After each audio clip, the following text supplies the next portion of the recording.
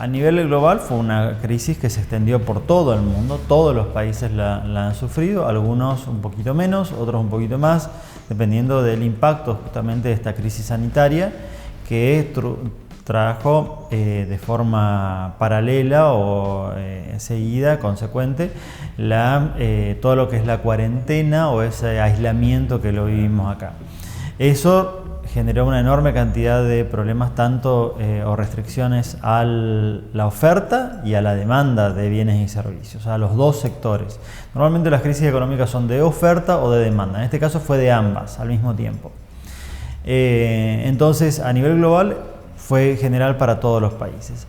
En la Argentina sí, este año estaremos cerrando con una caída del PBI según los distintas proyecciones de organismos internacionales. Esto hablo de CEPAL, Naciones Unidas, Banco Mundial, Fondo Monetario Internacional, de entre el 10 al 12% de caída del PBI, una cifra muy comparable a la del 2001, 2001-2002, que fue lo que justamente algo que temíamos, pero la extensión de la cuarentena y la extensión de la crisis sanitaria y los efectos de nuestro país hicieron que esos sean los valores a nivel nacional. De todas maneras, más allá de esto, después también tenemos la visión de la provincia de Misiones, que es bastante distinta en esto. Y es distinta por tres razones principalmente. En primer lugar, porque por cuestiones previas, la provincia de Misiones se especializa, o la estructura productiva de la provincia de Misiones se especializa en producción de agroalimentos, o sea, producción de materias primas y alimentos principalmente, y madera, ¿no es cierto? Por eso son los factores o los pilares de la economía misionera. Esos pilares prácticamente no tuvieron cuarentena, estuvieron habilitados o tuvieron protocolos habilitantes a nivel nacional y a nivel local prácticamente desde la primera semana, con lo cual hubo una caída muy por el lado de la oferta, unas restricciones al funcionamiento de estos sectores muy leves, con lo cual esto ayudó a mantener la actividad en la provincia de Misiones. En segundo lugar, la cuarentena en la provincia de Misiones o la gestión de la crisis sanitaria, sí, creo que ese es el término más como es propio, más exacto. La gestión de la crisis sanitaria en la provincia de Misiones fue mucho más, hasta el momento, fue mucho más eficiente, mucho más exitosa que en otras provincias. Y eso permitió también que se habiliten otra cantidad de protocolos habilitantes de otras actividades que en provincias vecinas o en otras provincias del país no están habilitadas a funcionar, y acá sí. Acá tenemos el caso de los bares, restaurantes, y así una cantidad de cuestiones. Y el tercer fenómeno que afectó positivamente a la provincia de Misiones, sin ningún lugar a duda, fue el cierre de fronteras. Cierre de fronteras que, para dar una dimensión de esto, nosotros por ahí nos olvidamos, pero a nivel nacional el 31-32% de los cruces fronterizos de los pases migratorios del país se realizan en la provincia de Misiones, con dos fuertes pasos, puntualmente Posadas Encarnación y Puerto de Iguazú, Foz de Iguazú, pero ahí nomás tenemos más de 20 millones de cruces, o teníamos hasta el año pasado más de 20 millones de cruces fronterizos sumados estos dos pasos, a los cuales tenemos que sumar todos los otros pasos fronterizos más pequeños que tiene la provincia, en la provincia de Misiones. Con lo cual esto hizo de que obviamente todos los argentinos que iban a consumir tanto bienes como servicios, tanto que iban al supermercado, iban a comprar vestimenta, calzado, pero también iban a cenar a restaurantes y a bares en Encarnación, en Foz de Iguazú o en las otras localidades fronterizas, se quede en la provincia de Misiones, y esto hizo obviamente que gasten esos pesos acá. Y en este sentido es interesante de que si vemos la masa salarial, o sea, la cantidad de dinero disponible por los misioneros en la provincia de Misiones, en términos reales, o sea, si lo comparamos con la inflación, cayó. O sea que si vamos a la evolución en el último año, los ingresos de los misioneros aumentaron en total, eso es cantidad de puestos de trabajo por el salario promedio, eso nos da la masa salarial. Esto aumentó un 30% aproximadamente, cuando la inflación fue casi el 40% en el último año. O sea que la masa salarial, en términos reales, el poder adquisitivo cayó. Pero la diferencia está en que se consumió en la provincia de Misiones y no en las localidades fronterizas. Y esto hizo justamente que crezca la economía misionera. O sea, ese dinero que teníamos disponible, antes los gastábamos afuera, parte de esto, y ahora lo gastamos totalmente en la provincia de Misiones. Y eso hizo, entre otras cosas, la recuperación muy fuerte a partir del mes de mayo, a partir del mes de abril y mayo, según los distintos sectores. Puntualmente esto lo vemos en construcción, lo vemos en ventas minoristas de vestimentas, comercios minoristas en general, y ventas también de autos y motos. Y también el sector de la construcción, con todo lo que movilizó este sector, primero con pequeñas modificaciones y después también con ampliaciones y construcciones de nuevas viviendas.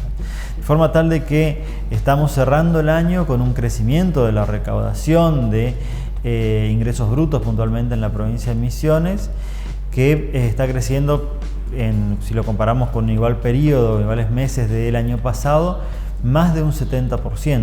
70%, si le restamos esos 40 puntos de inflación, esto implica un crecimiento de aproximadamente el 30% real en esa recaudación, lo cual es mucho y es por ahí muy distinta la situación, por eso decía que es distinta la situación local de la provincia de Misiones de lo que sucedió a nivel nacional por estas características. Después tenemos otros factores que también influyen, pero creo que esos son los tres factores que explican la dinámica económica de la provincia de Misiones en estos meses de este 2020.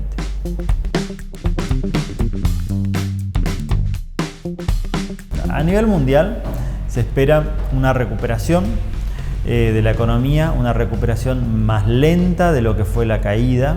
O sea, cuando, por ejemplo, para el total de la Argentina se esperaría de que si este 2020 la economía cae aproximadamente un 10%, el año que viene haya una recuperación del 4 al 5%. Esas son las proyecciones que hay para la Argentina. Lo mismo estaría pasando en la mayor parte de los países. O sea, la recuperación va a ser lenta y no vamos a recuperar los niveles de actividad económica que teníamos en el 2019 en un solo año, sino que tendremos que esperar un poco más para esto, por lo menos 2 años.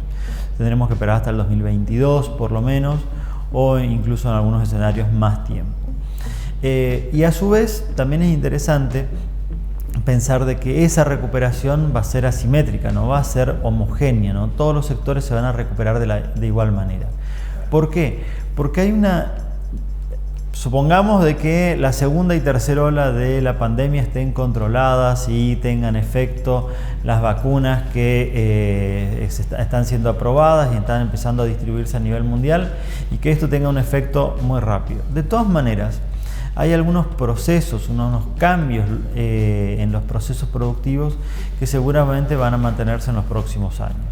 Esto implica, por ejemplo, de que seguramente muchas cadenas globales de valor van a tratar de producir no todo en China, sino van a tener varios centros productivos a nivel mundial.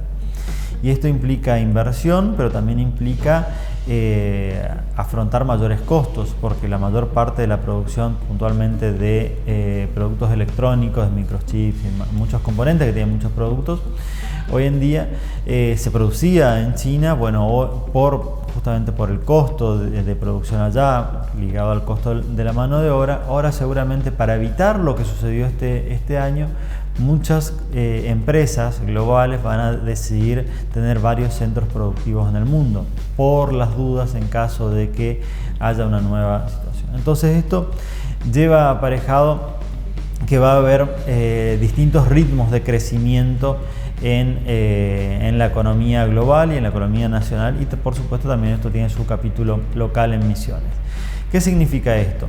Aquellas empresas, aquellos rubros, aquellas actividades que hayan invertido, que se hayan actualizado en cuestiones tecnológicas, incorporado tecnologías de información y la comunicación, hayan innovado y hayan permitido, por ejemplo, utilizar este trabajo a distancia, esto que fue todo un desafío para este año, el comercio electrónico y estas nuevas tendencias que claramente se han impuesto este año, que ya existían hace mucho, pero este año por esto justamente se han impuesto.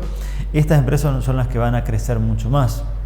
También en esto hay un cambio muy importante a nivel mundial y local en los hábitos de los consumidores. O sea, las personas empezamos a revalorizar más la naturaleza, el aire libre y distintas formas de vida sana. Esto está ligado a hacer deportes, vida al aire libre, una cantidad de cuestiones.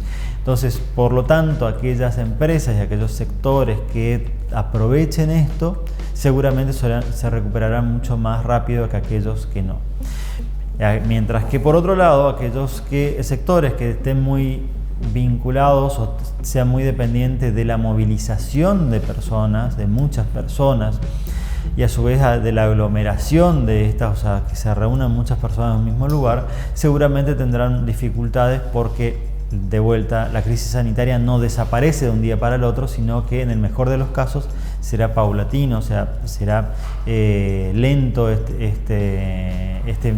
mejora de la situación por las vacunas y por todo lo que sabemos. Entonces, acá por ejemplo tenemos el desafío claro del sector turismo, que fue el más afectado sin ningún lugar a duda, tanto a nivel global como en la provincia de Misiones y también en el país. Y acá tenemos un desafío muy grande con oportunidades también interesantes. Ya el modelo en el cual había grandes aglomeraciones de gente en teatros, en conciertos, en grandes eventos o parques que reciban una enorme cantidad de personas, seguramente por lo menos en los próximos 2 años no tendremos ese modelo, sino que habrá que buscar modelos alternativos en los cuales se disfrute de la naturaleza, vida al aire libre, deportes, todo esto que menciono, pero en lugares más pequeños y con atención más personalizada. Incluso en el caso de, por ejemplo, los parques de Disney, que son algunos de los más reconocidos a nivel mundial, claramente estos, a partir de este año, han decidido reducir la capacidad de atención aproximadamente a la mitad de las personas que recibían hasta el año pasado. Por supuesto, y esto tiene su impacto en la facturación de estas empresas, por supuesto, obviamente en el costo de producir el servicio de la atención, obviamente eso se hace más caro, pero también es una atención mucho más personalizada que los consumidores están valorándolo también. Entonces hay una necesidad de readecuarse a esta nueva realidad, a esta nueva normalidad que seguramente continuará por lo menos por algún tiempo. Y esto es un desafío enorme para la provincia de Misiones, que tiene un perfil que ha decidido tener como una realidad turística apostar por el turismo no solamente en Iguazú, sino en toda la provincia. Y esto implica también pensar no solamente en el Parque Nacional Iguazú, sino implica pensar en otras atracciones, en otros destinos. Y esto es interesante porque justamente en los últimos meses en la provincia de Misiones hubo un fenómeno que llama la atención, que es la cantidad de misioneros que va los fines de semana a las cabañas, a los lodges, que tenemos muchos en la provincia, para quedarse un fin de semana, y están buscando además servicios alternativos o servicios complementarios, como pueden llegar a ser paseos, excursiones, senderismo, paseos en bicicleta, algún tipo de otro atractivo que les permita, algunos otros tipos de actividades también, que les permita utilizar ese tiempo y aprovechar mejor ese tiempo en esos lugares. Cual es por demás interesante por el desafío que presenta, pero también por la oportunidad que presenta para este sector tan golpeado.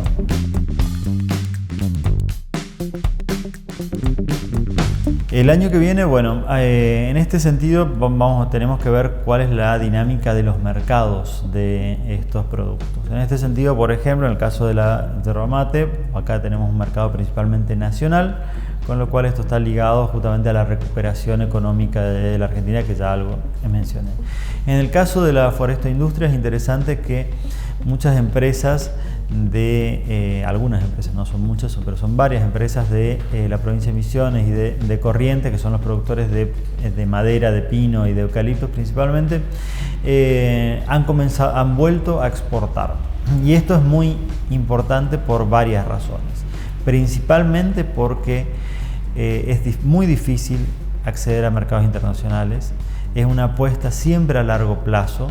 Nunca va a depender solamente de precios, sino que es una apuesta a largo plazo que implica de que si bajan los precios lo mismo, sigo queriendo estar en esos mercados para que no se olviden de mi marca, de mi producto y demás. Pero a su vez también es importante para los pequeños que no exportan, porque le dejan el mercado libre, el mercado nacional justamente a los pequeños. Si los grandes comienzan a exportar, liberan este mercado que tal vez no sea tan atractivo para los grandes en este momento que pueden volver a exportar. En este sentido, el tipo de cambio sin duda ayuda, no por mucho tiempo más, seguramente por la alta inflación que tenemos, que es uno de los temas que ya hablamos, la devaluación del tipo de cambio oficial, como no tiene tanta brecha todavía con esa evolución del índice de inflación, con lo cual tendrá que por lo menos acompañar la inflación en los próximos meses. Pero más allá de eso, es una buena noticia para el sector maderero que muchas empresas hayan vuelto a exportar, porque los pequeños también se ven beneficiados de esto a través de abastecer el mercado interno. Y con respecto a los otros sectores que pueden llegar a ser el caso de muebles de madera y colchones, este año se vio un auge, sobre todo hasta mitad de año, hasta junio, julio principalmente, donde todos estuvimos más encerrados en nuestras casas. Se vio un fenómeno en el cual a nivel nacional hubo compras muy importantes de productos para el hogar, entre esos muebles, todo lo que sea remodelar, redecorar los hogares, ha llevado justamente a un boom de ventas, y esto se ve también en ese sector que está ligado al sector foresto-industrial con estos productos más terminados. Finalmente, el caso del té. El té tiene un mercado muy maduro en Estados Unidos, con lo cual si todo indica como se muestran las proyecciones, que el año que viene Estados Unidos también crecerá aproximadamente un 3%. Esto indica también buenas noticias para todos los que apunten a este mercado que es Estados Unidos.